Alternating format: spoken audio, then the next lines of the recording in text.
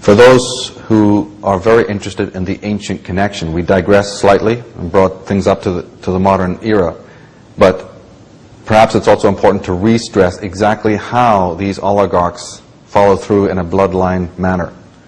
And one of the most important connections from the ancient world, the ancient dynasties, up into the modern, are a group of people from Italy, from Venice specifically, that have dominated the world for many generations, that have been loosely called the Black Venetians. Now this term, the Black Venetians or the Black Nobility, is their own term. This is not just a historical term used for them. This is one of their own terms. And they became known as the Black Nobility or the Black Venetians because literally their deeds were so black. Now the word Phoenician, who were the ancient descendants of the Atlantean race, an old ancient Semitic race. The Phoenicians were like the elites of the Semites. Okay, we have the Semitic race. The Semitic race is the largest racial group in the world. Well, we have many branches of the Semitic peoples. And the elites, you could say the royalty within the Semitic race, were what we know as the Phoenician race. These are the people who built the Temple of Solomon, who were the great navigators, the great mappers of the sky, and the great mathematicians and so on. Well, down into the modern world, as we progress through the ages, the word Phoenician, as the Phoenicians settled in Italy, they became known as the Venetians. And they're worshippers of Venus. One of their gods or goddesses was literally Venetian. They're Venus worshippers. And that figures because if you're on the high seas, the stars and the moon and the luminaries are very important to you. And the Venetians, we have many families making up the Venetian oligarchy, but the Longhi and the Guelphs are of particular interest. Now, upon their move to Holland, the Black Venetians created the Great Amsterdam Bank, the financial hinge of the 17th century, and they also created the Dutch East India Company. They also controlled the finances of many royal dynasties, like the Stuarts. So they were lenders, financiers of some of the royal families. They are also the promoters of Martin Luther, of Protestantism, Puritanism, the Jesuits, the Club of Rome, the later Freemasons, and most other secret societies.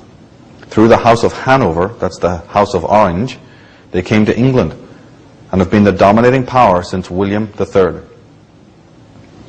Christina Huth, in her book Venice, The Methodology of Evil, Part 3, she writes, Henry VIII had also thrown open the door for the cultural, political, and financial takeover of England by agents of the city-state of Venice.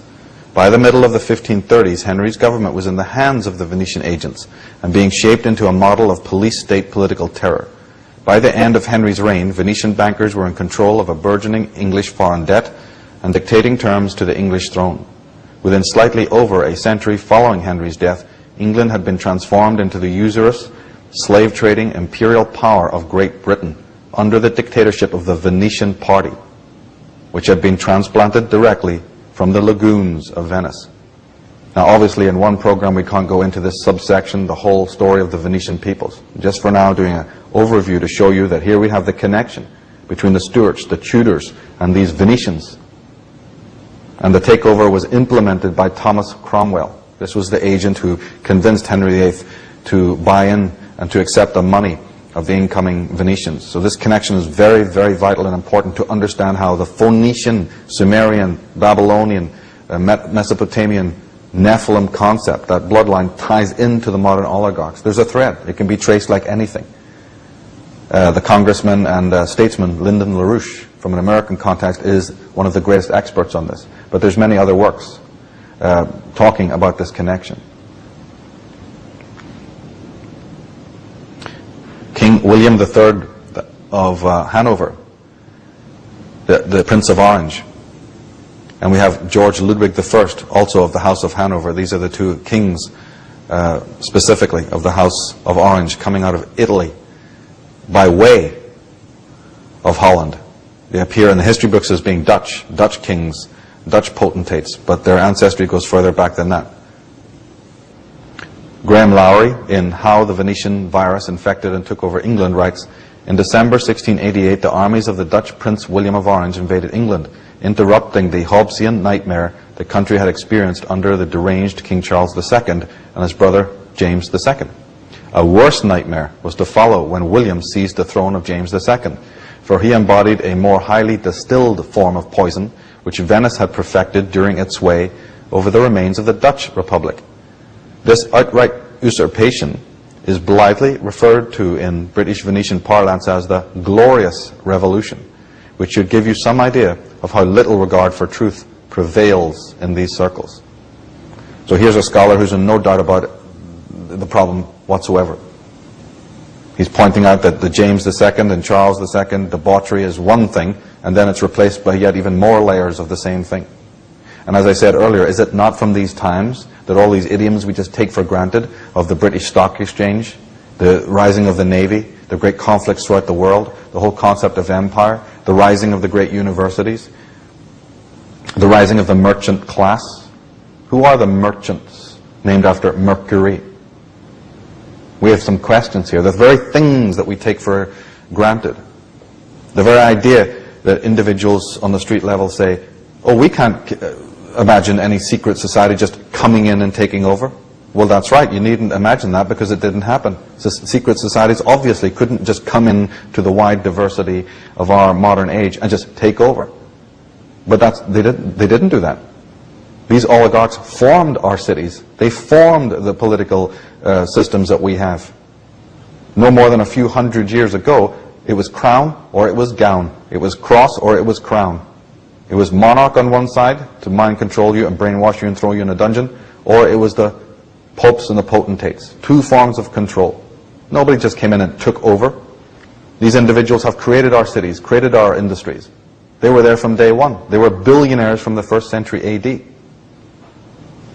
And they're dancing on their desks to find out how easy it is to manipulate the herd, of the population of the world. But they didn't just suddenly come in and take over like some normal mafioso group. These individuals created the entire structure of our life. Our forefathers, not so long ago, never even ventured more than 5-10 miles from their feudal villages. In fact, it was even a crime to even do so. So nothing could have been easier. You have military, monarchy, and you have the religious, the theocracy. Two forms that attain world domination more simply than we can ever even imagine. David Icke, in his book The Biggest Secret, says, William of Orange, that's William III, died in 1702. He and his wife Mary left no heirs, and so Mary's sister Anne became queen. Anne was the last of the Stuart monarchs. In 1714, the scene was set for the takeover of the British crown by the German black nobility family, the Hanovers. They were closely connected with the House of Hesse, which would become the launch pad for the House of Rothschild. The first Hanoverian king was George I. Queen Victoria, always famous for wearing black jewelry and wearing black clothes, was the Empress of India, the Empress of the world, the top of the Guelph dynasty. The family of Guelph, who was one of the major black nobility families. Today's modern Windsor family directly go back to the Guelph dynasty of the ancient world. The Guelph, Bourse-Lyon, Battenberg, Mountbatten, whatever you want to call it. These are all Hanoverian Habsburgian families, all connected, all linked by blood. The British royal family, the Windsors, was a name adopted in the 1800s, and the reason was to give them an anglicized front, because in fact George I could hardly speak a word of English, and here they are declaring war on his brother, the Kaiser, in the First World War, and the so-called British royal family could hardly speak the English language. So in order to anglicize them and make them look more English, they adopted the name Windsor. But their original ancestral names is Saxe-Coburg-Battenberg, which they changed again to Mountbatten, Bourse-Lyon, which is the name of the Queen Mother, and Guelph. The word Guelph is the key word there because that's the Venetian connection, the Black Guelphs. Open any encyclopedia and start reading up on the black nobility and the Guelphs, and a fascinating story will unfold. Valdemar Valerian refers to them as the Serpentine world order, understanding that these people are from the Serpent dynasties. All subsequent coups d'etats and revolutions and wars of the 19th and 20th centuries are centered in the battle of the Guelphs to hold and enhance their power, now the new world order.